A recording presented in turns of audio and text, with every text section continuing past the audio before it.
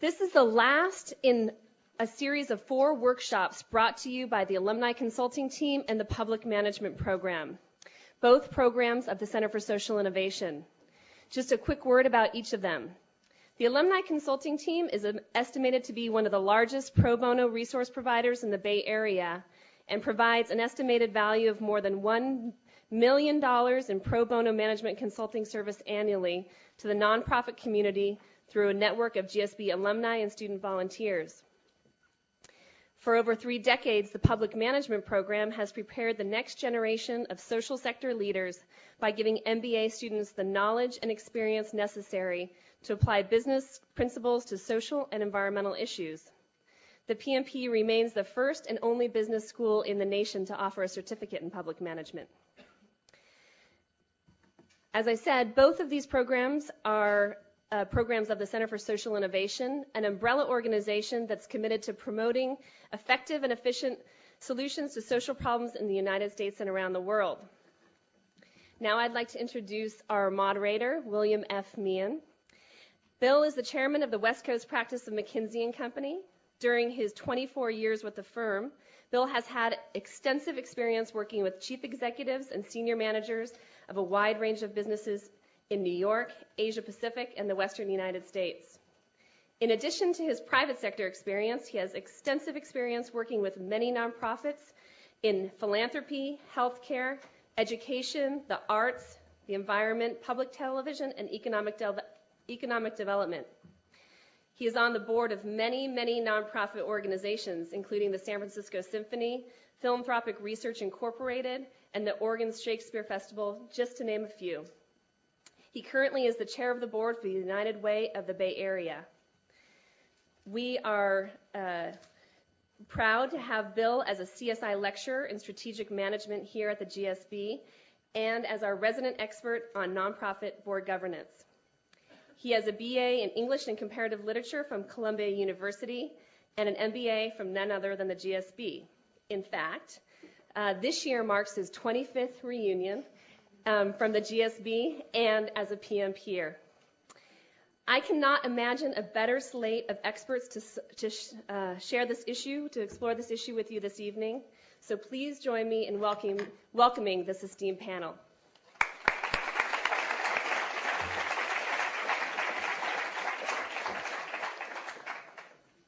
Thank you, Julie. I think the real reason I facilitate these panels is that I have Julie get to introduce me once every year or so. I never think more highly of myself than when Julie introduces me. A couple of quick notes of introduction. I'm going to just very briefly introduce our very distinguished panel, and I'll ask each of our panel members to introduce themselves in a little bit more depth when they begin their remarks. On my immediate left, of course, is John Morgridge, who you know probably most prominently is the chairman of Cisco, but also extensively involved in the nonprofit and philanthropic sectors. Next is Kavita Ramdas, who is president and CEO of the Global Fund for Women. And I think we've learned on these panels it's always best if we actually have the leader of a nonprofit represent their point of view on governance in addition to we volunteer board members. And all the way to my, at the end of my left is Bob Fisher, longtime executive at the Gap and now on the board of directors with extensive involvement primarily in environmental nonprofits.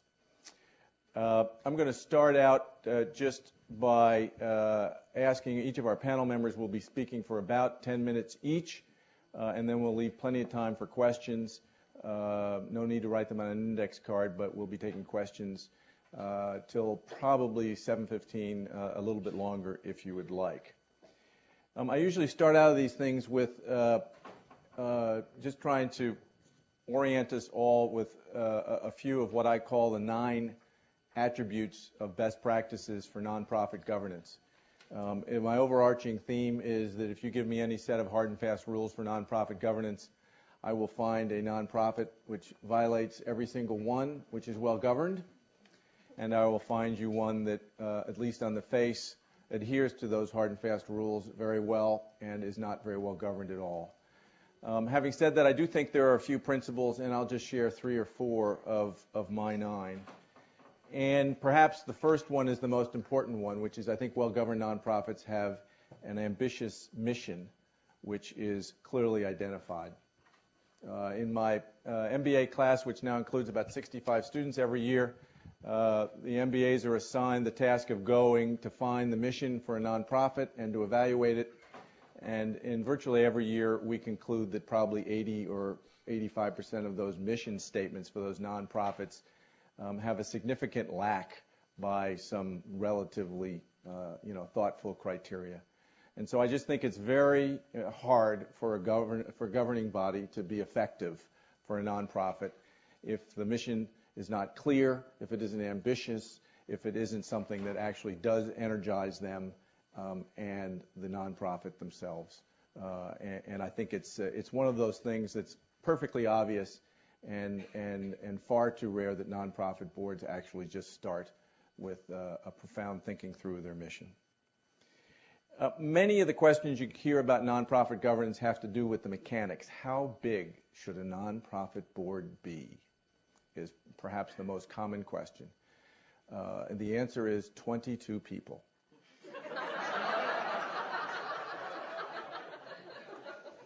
Has that changed recently? There is no good answer to that question. And I have seen a lot of people have a prejudice against large boards, and I think that there are any number of very, very effective large boards. And again, there are some very small boards, 5, 6, or 12 people that are not very effective. There's no question that larger boards require more discipline, more process. But I have a couple of guidelines. I think all effective boards have a small group of truly committed leaders. If it's a board of 12 or 15, it's probably no more than 3 or 4 people. If you have a board of 15 people with 4 people who are really deeply committed and energized and spend a lot of time, you're a very fortunate organization. If you have a board of 75 or 80, it's probably 12 or 15. And perhaps that's represented in an executive committee. It doesn't always have to be. But for sure, you can identify those people by name. And for me, the test is a relatively simple one, which is for those people, this activity is their number one non-work, non-family activity. And I think that's almost just a minimum test. In terms of how large a board can be, I really don't think there's a simple test. My rule of thumb is that a board can have up to 10 or 15% not active members and still be a vital board. And not active meaning by simple rules of work, wealth, and wisdom. Are they generous personally? Do they help in the development process? Do they bring the skills that they're on the board to bring? Do they show up? Do they care? And you're never going to get, particularly on a large board, below 10 or 15% inactive members because there's always a few people you've asked on who turned out not to be able to deliver against their commitment, or you made a mistake, or they're 87 years old and it's just more pragmatic to allow them to continue in their role at that time. So I really think that's the simplest test for the size of the board. And there are many boards, performing art boards perhaps most prominently, where for development purposes, diversity purposes, constituency purposes, it makes a lot of sense to have a larger board. It obviously means that you have to have very disciplined committee processes where much, if not most, of the important work of the board is going to go on. And you certainly need an executive committee that's high functioning with that size of a board. The last thing I'll point out is I think effective boards have a process and a systematic way to engage the board in what I call the thing itself. There are a lot of boards you go and you just wonder sometimes what you are the board of. You go through the finance committee report, and you go through the nominating committee report, and you go through the marketing report, and you go through this report and that report, and it could be anything. And in fact, most of us are involved in nonprofit because we care deeply about the thing itself. And it could be the environment, it could be music, it could be teaching kids to read, it could be helping older people, it could be any of a range of things. And I think effective boards in a very disciplined way at the board meetings and outside of board meetings, make sure that the board members feel like they're very much in touch with the reason that they're there in the first place. If you're a symphony board member, you want to see a musician or a musician director. If you're on a board helping older people, you'd like to actually spend some time with older people. If you're supporting underprivileged families, you should have a family that's been helped. If you're teaching kids to read, you should have some kids who've learned to read as a result of this program actually come to the board meetings. And I think that will be much more energizing than the next 15 minutes of the report from the Finance Committee. So there are many other things that I think can contribute to an effective board, but those are sort of my top 3 or 4, just trying to frame this.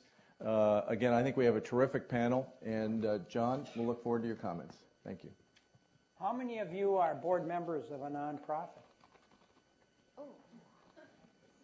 So we've got a lot of advice. Well, I've always found the financial reports the most intriguing.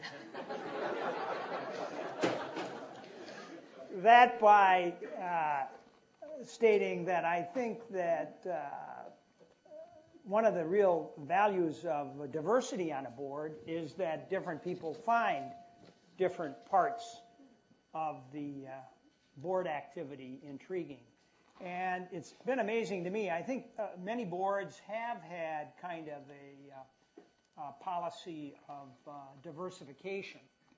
But within the last, since the spotlight has been put on business, within the last 2 years on the boards that I'm on, and I'm on some national boards, I'm on some university boards, I'm on some local boards, but I would say half of them now, we get a spreadsheet with all of the capabilities listed, all of the terms listed, what their area of expertise is.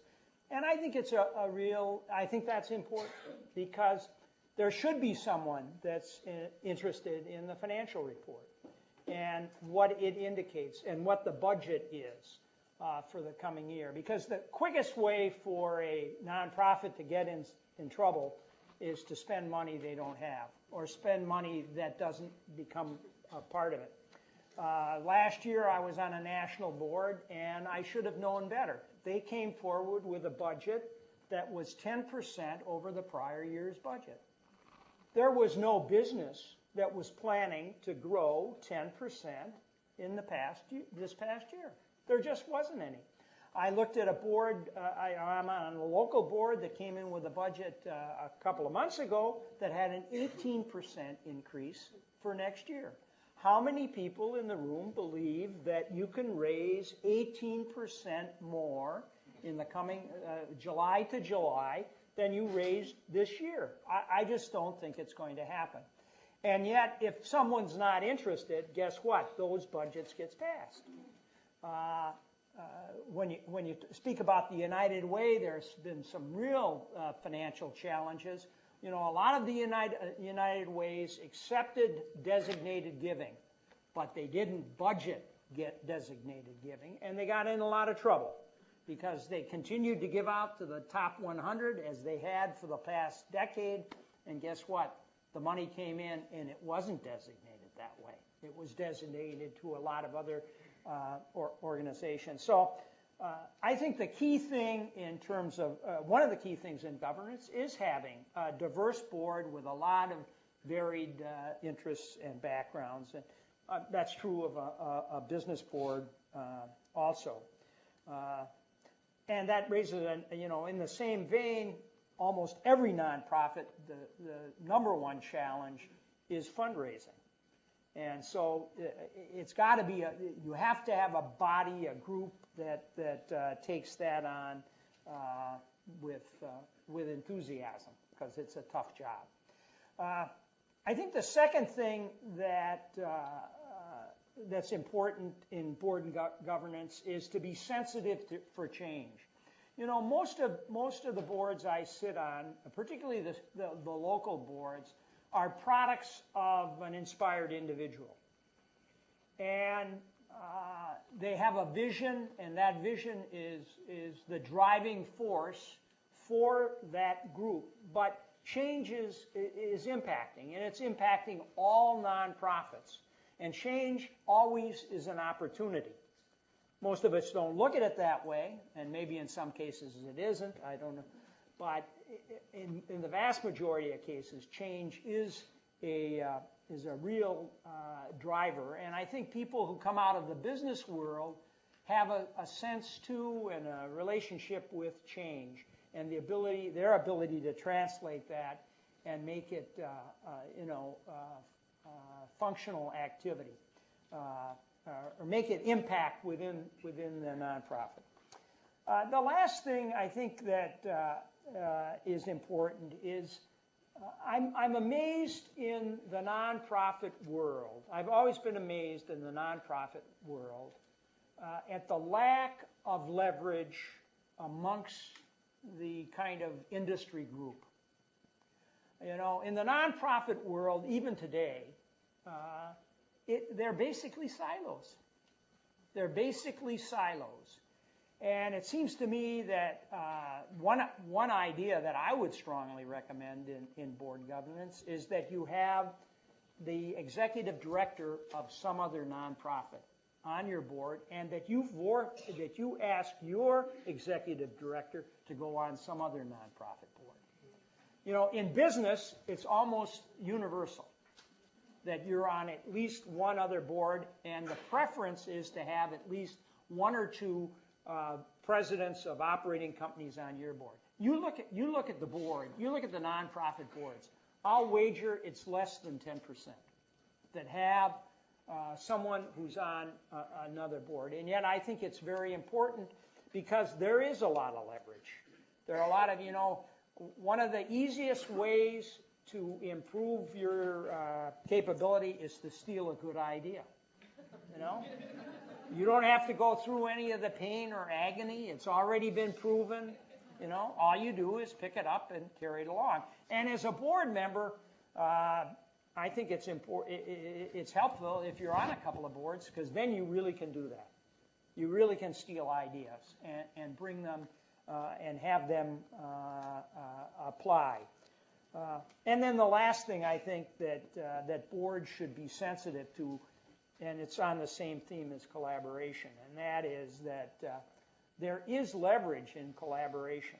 In our company, we look at markets and we look at the ecosystem of the market. Who are the players? Who are all the players that are in our space? And then we figure out how we can leverage all of those capabilities so that we get not just a return on the dollar we invest, but we get. Those are my observations. I'll leave it there and pass it on to my colleague. Thank you, John. Good evening. It's a pleasure to be here. I must say that I was figuring out how my batting average was going to look after John and Bill went through sort of the must-have requirements, and I'm glad to see that so far, at least on John's list, I'm batting 2 for 3. So it's not too bad, even if you consider that I'm thinking about cricket and not baseball. In addition to being here amongst an unlikely group of similar people, I like sitting amongst lefties, and I'm sitting between two, and I'm one myself. It's a very nice feeling. I'm perhaps the only representative of a nonprofit. Board members who serve on nonprofits here, but as CEO, a nonprofit that not only works primarily internationally, but perhaps the only representative right now who serves both as CEO and as a board member on an organization that is consciously feminist, dare I use that word. And I hope that as I share some of my learnings as a CEO, you might find that there has been some advantages and some lessons learned and derived both from that philosophy and practice.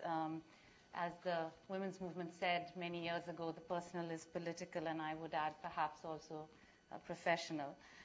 I'm going to talk about the 3 C's that I'd like to share at this meeting, just from my perspective, both as having served on a number of nonprofit boards, but I'm going to speak with my C, my CEO hat on in this few minutes that I have.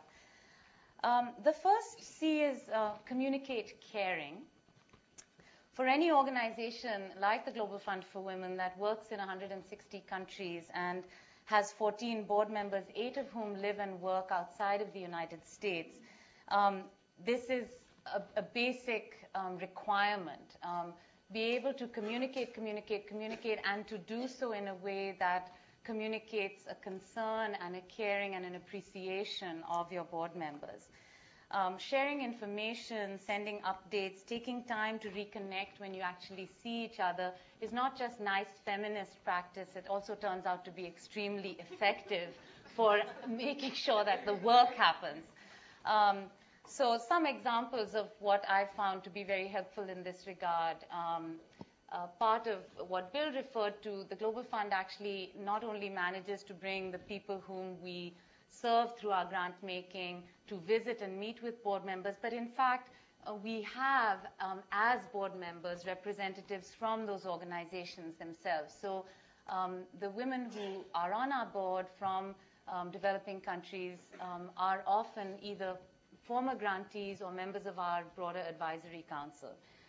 Some things that we do to try and make sure that we stay in touch during the time that we are far away from each other. We meet only twice a year. The board meets twice a year because they have to fly in from many different parts. I provide the board with monthly email updates as CEO.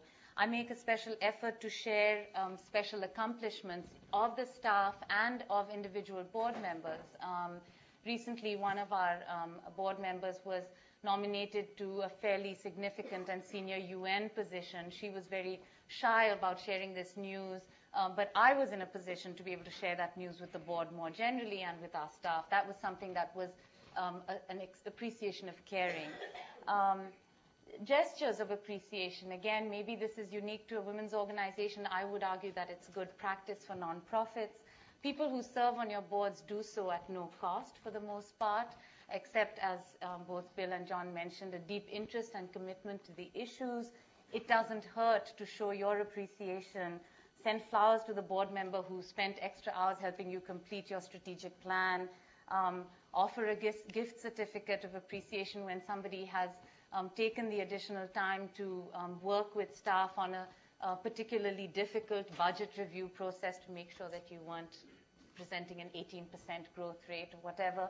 Small gestures like that don't cost a lot of money, but they do communicate caring and concern, and I think that they can be very effective ways in which you can sort of build a community on your board that really makes a difference. A few other examples that we use at the Global Fund. Because many of the people who serve on our board are not, in fact, wealthy philanthropists themselves, and yet they work as board members on an organization that gives away over $5 million a year in grants to women's rights groups. We offer outgoing board members the chance to award a grant of their own to a group of their own special concern or involvement as a gesture of trust and respect. It has to meet Global Fund criteria, but it is something that they can make to a group of their own choice. We've also made a special effort to link alumni board members so that people who go off the board also receive updates from myself as a CEO, ongoing information about what key decisions have been made by the board, opportunities to come back and reconnect with people who they've had connections with in the past. And that's proven to be very helpful. My second C is constructive criticism. One of my best lessons as a relatively new CEO on the Global Fund's board of the Global Fund for Women came from a comment made maybe 3 years ago by my board chair, Jaqueline Pitenge, who's a leading feminist in Brazil and has been on our board as board chair for the last 2 years. She asked, why is there so much applause at Global Fund board meetings? Is this an American practice? And then initially I wasn't quite sure what she meant. And then she went on to explicate that she felt that, does the staff feel that we as a board are simply here to listen to our multiple achievements and to applaud them? Because, the reports that John was talking about, we don't see them except twice a year, and we sort of feel we have to roll out our multiple achievements in this, that, and the other, the development report, the marketing report, all our fabulous materials. And there is this sort of environment then created in which sort of the board members have to sit back sort of with glazed appreciation and then sort of applaud at the end of it. She urged us to think about a different design. She said, such a format of a board meeting makes us feel unable to listen to what it is you really worry about. What's on your mind? Where do you need our help? Where is our expertise going to be helpful to you? And I think it changed for us as soon as I could hear that, not as, it's a critique of how we run the Global Fund, but really from a place of, this is constructive criticism that could really help us run these meetings in a much more effective way. I think we were able to change our board meetings around so that we were able to get the best value of the time of the board members, who in fact do have extraordinary expertise on a number of different issues, and could have been a resource to program staff and others, and fundraising staff and finance staff, had we really been able to go and say, we're working on this knotty issue, and we'd really like to spend a couple of hours talking with you and getting your feedback. So constructive criticism, something that you should be both willing to hear as a CEO without your defenses up, which is, I think, an initial reaction of many of us, because we think we work so hard at these nonprofits and we just want our accomplishments to be on review. But also being willing to provide constructive criticism when we feel that might be necessary in terms of kind of board performance and their ability to respond to issues. And my last C, courage of conviction. Non-profit organizations have often been referred to as the independent sector, independent, that is, of either government or the private sector. Our do-good hats require us to work from a place of high moral conviction, where we place a high premium on certain principles and values. At all times, but maybe particularly in these times, where patriotism is defined by lack of dissent, and where we defend liberty by detaining people indefinitely, it should be, I believe, the role of a board of trustees to demonstrate and embody core values and the courage of their conviction, which goes back to the issue of a clearly defined mission. If, in fact, you are an organization whose mission it is to see the world as one entity shared by all of us, then it must be the board that lives up to that courage and demonstrate and embodies that courage of conviction. And then, in turn, enables that to continue to have the nonprofit feel that its mission is clear and consistent even through difficult times. At the Global Fund, we have found that the wisdom of that collective conscience, if you will, that is housed in our Board of Governors, has really served us well, resulting most recently in a thoughtful and very balanced statement on world affairs that helped us negotiate and navigate relations both on the one side with 2,000 grantee organizations in 160 countries, many of which were not feeling particularly warmly towards the United States or organizations based in it in recent times, and at the same time to balance and negotiate and navigate our relationships with a primarily U.S. donor base who were seeking to engage with the rest of the world in a manner that was both respectful and non-defensive. And I think again, in this, we were helped greatly by being able to look to our board to demonstrate the kind of courage of conviction and clarity of their understanding of the mission of the organization. I felt, again, in my role as CEO, that was a place where I had much to learn from sort of the collective wisdom of the board. Thank you. Bob? Thanks, Bill. Bill was a couple years ahead of me here at business school, and I guess one of the big regrets I have is not going to work for him after he recruited me to McKinsey, but we all end up on the same panel anyway. So. I was a 1980 graduate of the business school, and I left business school and had no nonprofit experience. And I was lucky enough to be invited to go on the board of the Bay Area Discovery Museum, which is over on the Marin County side of the Golden Gate Bridge. It was the first board experience I had, and it was a great experience. It was a startup board. It was a local board. It was small. there were older mentors available for me, which was a wonderful way to break into the nonprofit world. And I think that as board members join, it's critical that they're indoctrinated into the board and the way of that particular board, because there's a lot of culture in each and every board that's made up. And I gained some development experience, which is critical, as all of you know, for any board, and work through a capital campaign. In 1992, I was invited to go on the board of the Natural Resources Defense Council, NRDC, which is a national policy and advocacy environmental organization, and I had no environmental background at that point in time.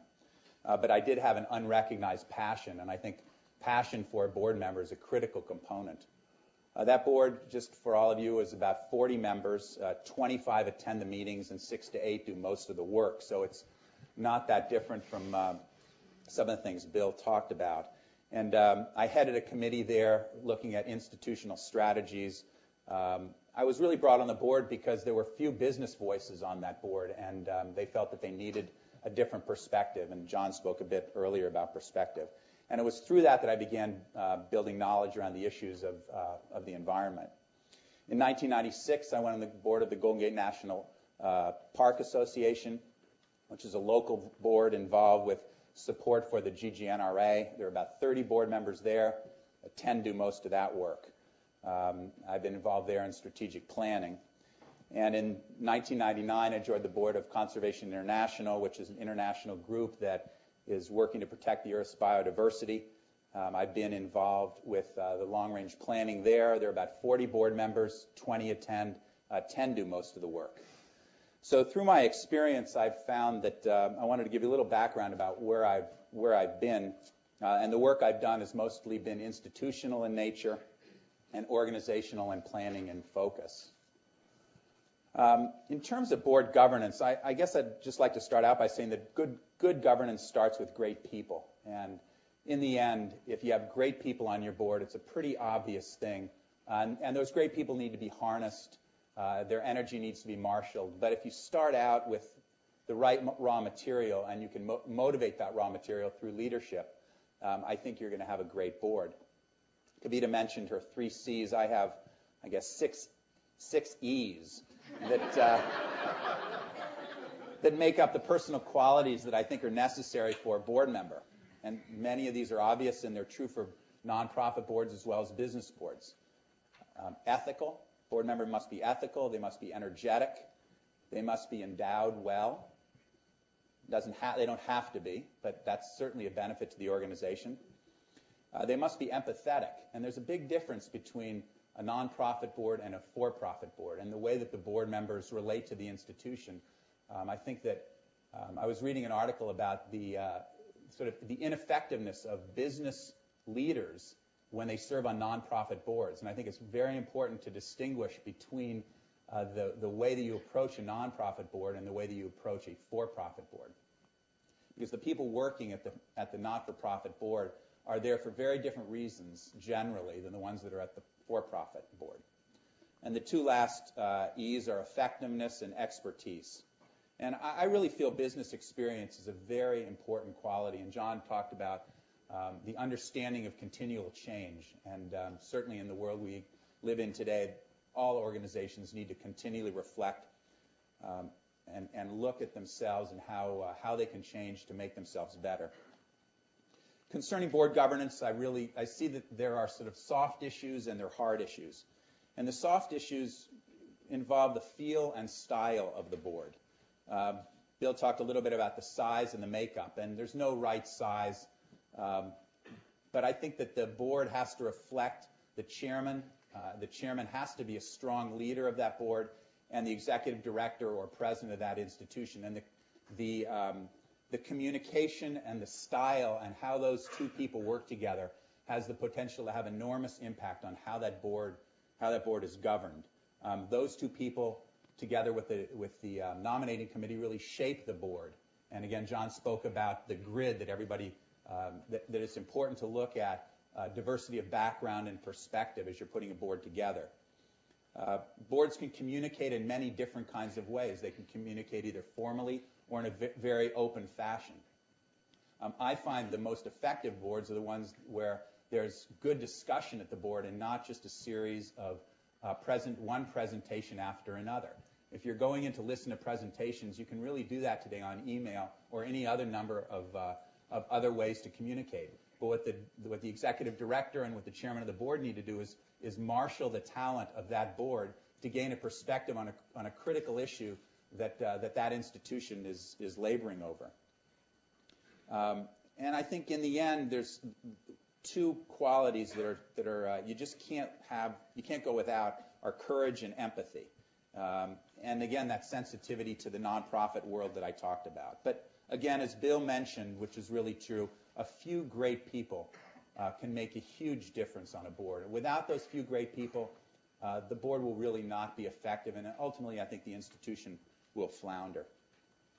There are other hard issues concerning board governance, and many of these issues are the same issues in the not-for-profit world that we're facing today in the for-profit world.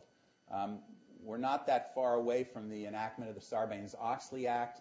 I hate to bring that up in any group, but those kinds of reforms are going to be coming down the pike in the not-for-profit world as well. And it's interesting because of all the boards I've sat on, we've had finance committees where we've looked at how we're going to invest the money, and we've looked at the budget, but we've never had audit committees. And I think that from my perspective, having an audit committee, having a control perspective on the board, both in terms of skills as a board member, but also in terms of the way that the board looks at their duties, their fiduciary duties to the stakeholders in that institution. Having an audit committee, I think today is something you really can't do without. And having the skills of understanding accounting and control are much, much more important today than I think they have ever been in the past because of the visibility that nonprofit boards have. In terms of committee structure, in terms of Sarbanes-Oxley and some of the ramifications of that, I think internal controls, code of ethics, it really should go without saying that the people that are working for an institution are ethical. But I think, unfortunately, we've seen with various different scandals that there are times when even nonprofit boards lack a level of ethics that they should have. And so I think we will ultimately be forced to institute codes of ethics, institute certification of the financial reports, and ultimately I think there are aspects of Sarbanes-Oxley that will add to good governance as long as these institutions don't sort of get clobbered by bureaucracy. So we've got to balance the bureaucracy and processes with creativity and passion, and certainly I feel the same way about a for-profit board that I do a not-for-profit board. And if you don't have a good balance, I think that institution will ultimately be in trouble. But in the end, it's about people. It's about great leadership. It's about leadership with the executive director, and it's about leadership with the chairman of the board that really goes about building the board to reflect the institution.